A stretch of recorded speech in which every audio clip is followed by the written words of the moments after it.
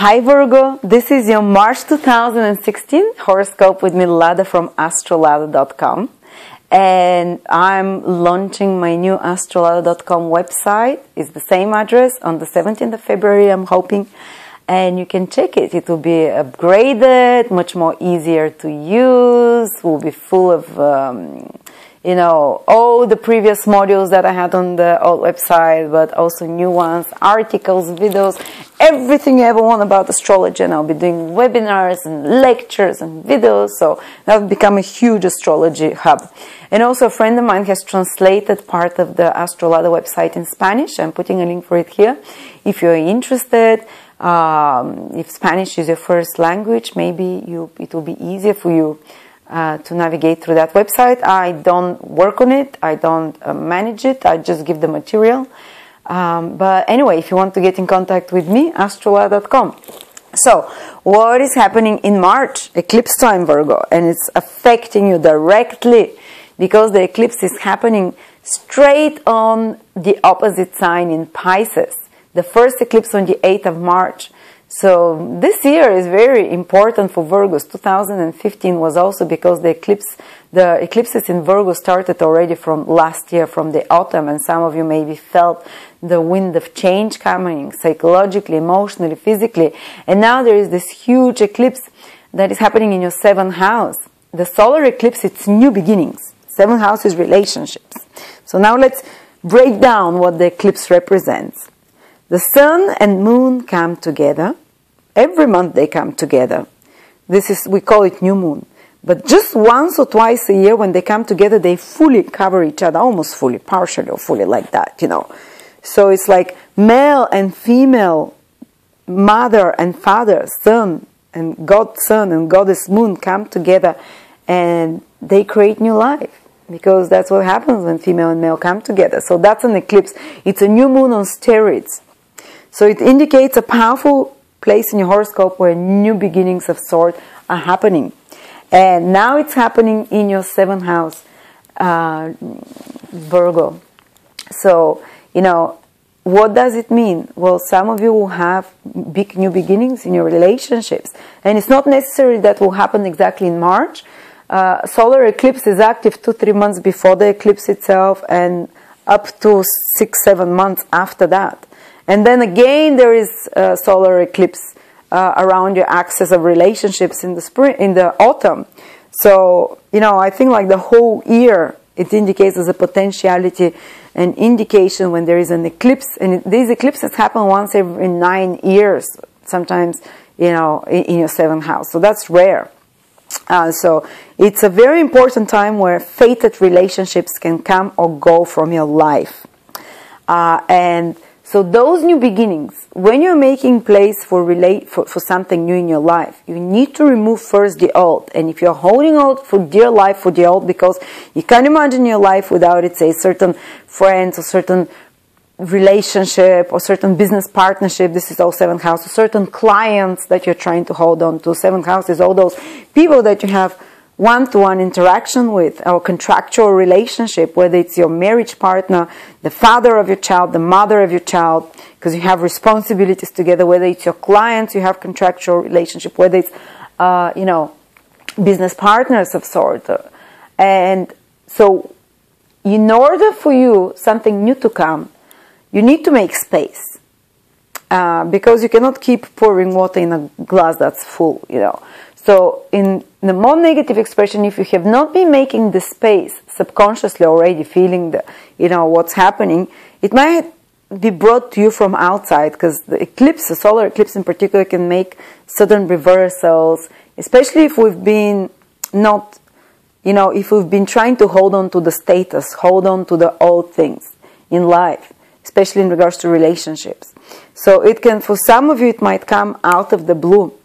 And some reversal that happens in a relationship, something that has to change. So it doesn't mean that necessarily a person will go from your life, but a certain behavior with that person, certain rules between you, certain contractual rules, or responsibilities that you have to each other, or ways of treating each other, have to make space for new such. So usually it can trigger some crisis in a relationship, but this crisis, once addressed, it can strengthen the relationship, and it can also, you know, it can make you start this relationship on a new foundation, stronger foundation.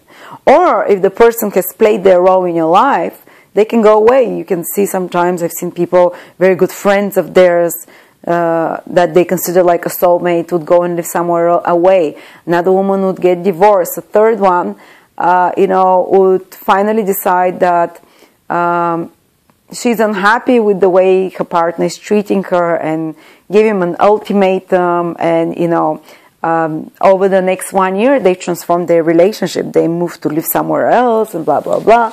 You know, and another partner actually met the love of her life. Another one got married. So some big shifts and changes, new beginnings in your relationships. Another client met a business partner. That was very important for them. I met my partner 3 months after an eclipse on my 7th house. My life partner, with my husband right now. So you see how big shifts, they indicate that it's a period, 2016, for big shifts in relationships for you. And it doesn't necessarily have to be marriage. It can be business partner, it can be clients as well, you know. And or very close people that you consider equals to you, that you consider not mates, like just going down to the pub, but someone very important, like, you know, like everyone has some very important friend in their life that you consider as important as a spouse, as your spouse, or as a partner in your life, you know. And so basically this eclipse can bring such new beginnings, a new partner, a new business partner, a new release you from old such contractual relationships as well. And don't feel sad if they disappear, because something better is coming even. And someone very that appears now in your life, maybe in March very strongly, can be triggered, but be aware that it can continue through the whole 2016. If someone appears in your life, this is not a random person, because this is someone that you have a karmic connection from past lifetime, because Ketu causes this, Ketu, the planet of past lifetimes, causes this eclipse in your 7th house. So it's someone that you have like a agreement before birth, almost, to complete something, or to, you know, to help each other in some way. All right. So, but who exactly will feel this eclipse most specifically? Because the eclipse is happening at 18 degrees in Virgo, which means that anyone who has ascendant sun or moon at 18 degrees, or from, I would say from 15 till 20 degrees in Virgo, will feel that. So if you don't know your ascendant or moon sign, and if it happens to be in Virgo, you know, you can find out the degree from my birth chart calculator. You need to know your time of birth. Go to the planetary detail table and see moon, say Libra, 17 degrees. Ascendant, say Virgo, 16 degrees. Then you'll definitely feel this, you know, if you happen to be Virgo, from 15 till 20 degrees, there'll be tangible, material manifestations of changes in your relationships and new beginnings there. So this means that you are a Virgo who is born with the sun from 15 till 20 degrees in Virgo, which means that you are born from around the 7th to around the 14th of September. You will feel the eclipse. It's happening opposite your sun. Or those degrees that I mentioned earlier, it's happening opposite your moon, opposite your ascendant. So new beginnings through others in some way. Shift, changes there. Business partnerships, personal ones. Even change in career, in your whole personal direction in life. And it might be instigated through other people, or they can be an inspiration for that, or a trigger or a push for that, but it can impact your personal life as well, because it's opposite you, ascendant, sun or moon, so it affects you in a deep way, even career, place of living, or general path in life overall. Okay, so now let's talk about the other eclipse. The other eclipse, and the other Virgos who are away from those degrees and days, they'll still feel it, but it's going to be more psychological, more emotional, rather than, it might not manifest directly with, there might be some little more awareness or worry or more sensitivity or thoughts about starting something new in relationship partnerships, but the push might not be strong enough to make those changes. Okay, now let's go to the other eclipse, which is happening in your second house of finances, Virgos. And it's happening in Libra, which is your money house, and it's a lunar eclipse. Lunar eclipse is different energy than solar eclipse. Lunar eclipse is about manifesting results of something you've been doing before.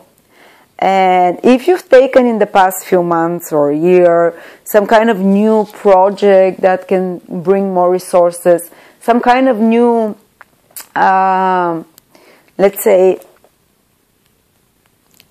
something in regards to stabilize your finances, so maybe to make more money of some sort, or to find some resources, to increase resources, to amass, to, you know, anything which is tangible, material, possessions, valuables, finances, resources, anything you consider valuable, you might see now the results of such actions. I remember when I had a full moon in my second house, I started making more money because I've been working on some project for a while. I've been working on some courses and I released them, and that increased my income with a few £100 a month, which was considerable for me, you know, which made an impact. I saw the results of my work because full moon is like, you see the sun, full moon eclipse is like the sun, the moon reflects the light of the sun. So it's a reflection of your efforts. And because it's an eclipse as well, it's even more intensified. But you might have some worries. You might be stressing around that theme because a person, when the second house is triggered by a lunar eclipse, a person starts worrying more about those things, you know. But you'll see the relevant results of your efforts in regards to finances, material possessions, and things like that. And also you might, full moons are about receiving illumination. Sorry, lunar eclipse is receiving illumination of sort. And it might be triggered by a crisis again, some kind of expenditure that you have to make, some kind of resources that you have to find or something like that. And this crisis actually brings you an illumination and illuminates you what you need to do, what is the right path, can give you some kind of inspiration, eureka moment in regards to financial matters, in regards to what is the next step for stabilizing. It's not only financial matters, but to receive more stability, more groundedness in your life, more material stability overall, more settledness, to be more settled in your life, in a sense. But again, because it's an eclipse, it can be escalated by some kind of a little crisis, some kind of a overly worrying, or in your mind being more stressed about that. But it pushes you to act out, because full moons are about acting out. You know how people are much more emotional around full moons? When it's a lunar eclipse full moon, it's like, you know, the intensity of the feelings increases so much that you might say like, enough. I've had enough of poverty, or I've had enough of spending money like that, or I've had enough of being disorganized in finance, or I've had enough keeping my money in that bank, or I've had enough of working with those materials, you know, I have to do something else, or you see like exactly what you have to do. So that's kind of the direction, you know, possibilities that can happen with the full moon in your second house. Or seeing results of such actions that you've taken previously. Okay, Virgo. And this month, March, is very important for you because so many angular houses are triggered for you. And the angular houses are the 7th, and we talked already. This month there is a huge focus in March on relationships, others, somehow things happening well in your life will be in the hands of others in some sort. So you're better off to do partnerships, to build bridges, and to do it even the whole 2016, you know, Virgos, because of having not the whole of 2016, but at least the month before the eclipse and the month after. So February, March, and April, if possibly, if you can organize your life like that, like building bridges and reaching out for help and support with others, or forming relationships and partnerships of sorts to cooperate with others. But also your first house is Jupiter. Then Saturn and Mars are in your fourth house. So there is like a huge trigger of those angular houses, which are the houses of action. So that's why I say for you, Virgo, this is a month of actions now, March. And you will be pushed, if you're resisting the actions, those planets on angles from each other, they create like you're stretched on a cross.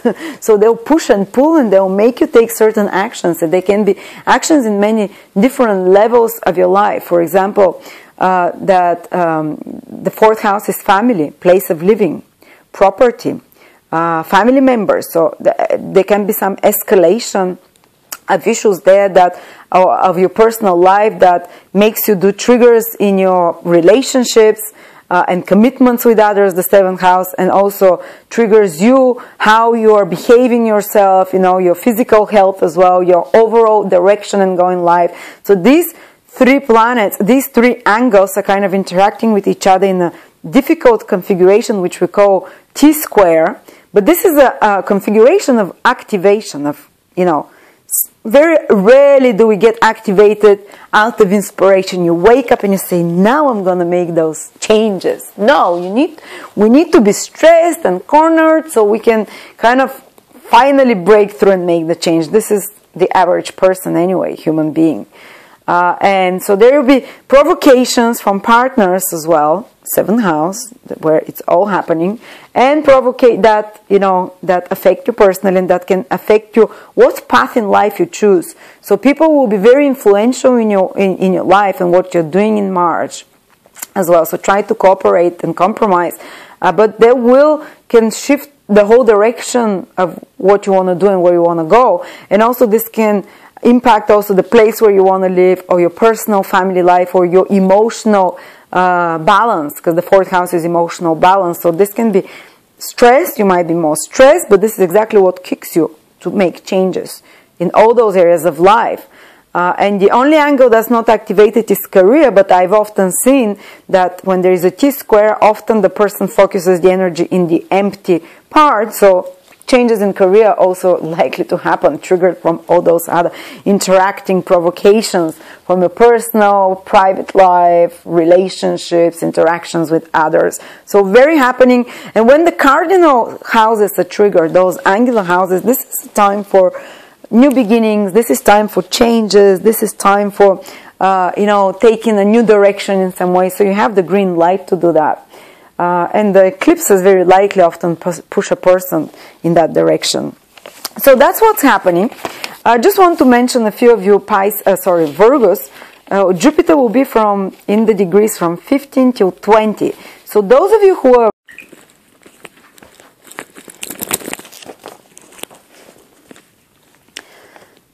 Virgos born with ascendant or moon at Virgo from 15 till 20 degrees, they'll have Jupiter transiting the ascendant. And that's a period of opportunities. This is a period of growth as well, of opportunities that you have to act on as well. And even opportunities that have been into your life before and they come back again. And they can be even connected to relationships, because Jupiter rules the seventh house for you, Virgo, ascendant or moon. Even the sun, if you're born with Virgo sun from 15 to 20 degrees in Virgo, it means that you are born from, what is that? From the 8th till the 13th. Very much around 8th till 13th, yes? Very much around the degrees of the eclipse, because the eclipse is affecting your relationships and Jupiter is transiting your ascendant or sun or moon. So this is definitely some kind of a fruition, something that you've been working on coming, or a relationship or opportunity that you that might come back again, because this is Jupiter and you have to take it on and start working on it or expand it more.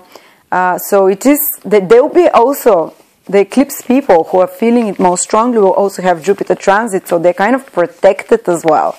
Like their guardian angel, Jupiter is their guardian angel, so those changes that are happening in their life in a big way, whether it's through career, whether it's through personal life, because an eclipse on Sun, Moon, or Ascendant can make changes in all your life, on all different levels, depending on your specific horoscope. I cannot tell you without looking at the specific horoscope which area of your life will be impacted the most. But, Jupiter makes sure that you're protected and that new opportunities come and arrive. The ones that have been removed, the things that have been removed and have to change in your life, Jupiter makes sure that those there is protection around you, and that divine protection and opportunities that come at the same time. So thank you very much, Virgo. This is your horoscope for for March 2015. 16. Oh my God. I'm getting tired now after 6 hours of recording videos.